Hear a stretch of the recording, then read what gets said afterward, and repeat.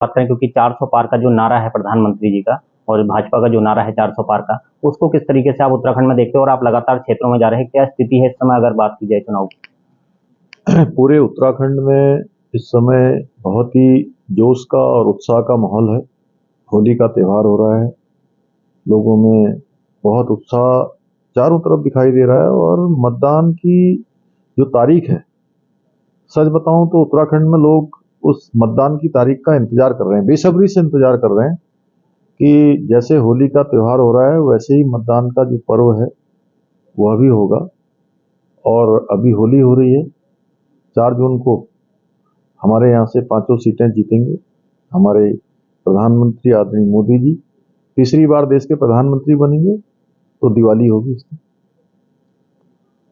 Sir, इसके अलावा अगर बात की जाए तो लगातार जो है वो भाजपा का जो दल में लोग शामिल हो रहे हैं, अन्य दलों से टूट करके लगातार देखा जा रहा है कि भारतीय जनता पार्टी की सदस्यता लोग ले रहे हैं। और आप भी देख रहे हैं कि प्रदेश में लगातार आपने भ्रमण किया, जगह जगह आप जा रहे हैं और लगातार जो है नामांकन किए जा रहे हैं।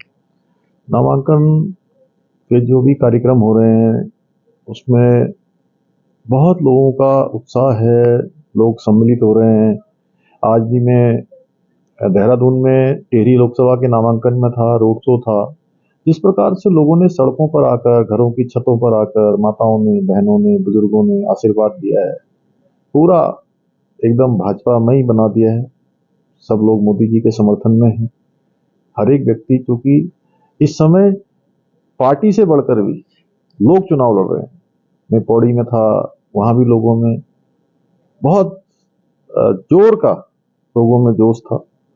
और कोई संदेह नहीं है कि इस बार की जो विक्ट्री है वो बहुत ऐतिहासिक होगी और पहले से अधिक मार्जिन की होने वाली है। और हमारा लक्ष्य भी है कि भाई हर एक सीट 5 लाख से अधिक मतों से जीती जाए। सर, अगर उत्तराखंड में बात की जाए तो स्टार प्रचारकों में कौन कौन बीजेपी के बड़े लीडर शामिल होने हैं, और क्या प्रधानमंत्री अमित शाह जी और अन्य जो बड़े लीडर है स्टार प्रचारकों की लिस्ट में कब तक ये आ जाएगी लिस्ट, और कौन कौन यहाँ पहुंच सकते हैं? देखिए, प्रधानमंत्री जी की तो पूरे देश में हर जगह बहुत मांग है और उत्तराखंड में तो विशेषकर से क्योंकि यहाँ पर हर एक आदमी प्रधानमंत्री जी को अपने परिवार की तरह मानता है। और हम सब लोगों ने देखा है, पूरे उत्तराखंड के लोगों ने, कि उत्तराखंड प्रधानमंत्री जी के हृदय में बसता है, तो उनकी मांग होना स्वाभाविक है। और निश्चित रूप से प्रधानमंत्री जी हर बार उनका कार्यक्रम लगता है। हम लोगों ने उनकी सुविधा अनुसार वो कार्यक्रम केंद्रीय जो हमारा जहाँ से कार्यक्रम तय होते हैं वो तय करेंगे। और मैं समझता हूँ अन्य भी जो हमारे नेता हमारे जो केंद्रीय नेता हैं, चाहे गृह मंत्री जी हैं, रक्षा मंत्री जी हैं, हमारे अन्य बहुत सारे लीडर हैं, उन सभी की यहाँ पर बहुत डिमांड है सबकी। और आएंगे, कार्यक्रम लगेंगे सबके। सर, इसके अलावा अगर बात की जाए तो सरकार के 2 वर्ष पूरे हो चुके हैं और आप जिस तरीके से देख रहे हैं कि 5 सीटों जीतने का आप दावा कर रहे हैं कि फिर से हैट्रिक यहाँ पर उत्तराखंड में देखने को मिलेगी, तो जो सरकार के कार्य है वो और जो चुनाव है उसमें किस तरीके से आप देखते हैं कि क्या वो रहता है? डबल इंजन की सरकार है। डबल इंजन की सरकार ने हमारे आदरणीय प्रधानमंत्री मोदी जी के नेतृत्व और मार्गदर्शन में उत्तराखंड के अंदर बहुत सारे अभूतपूर्व कार्य हुए हैं।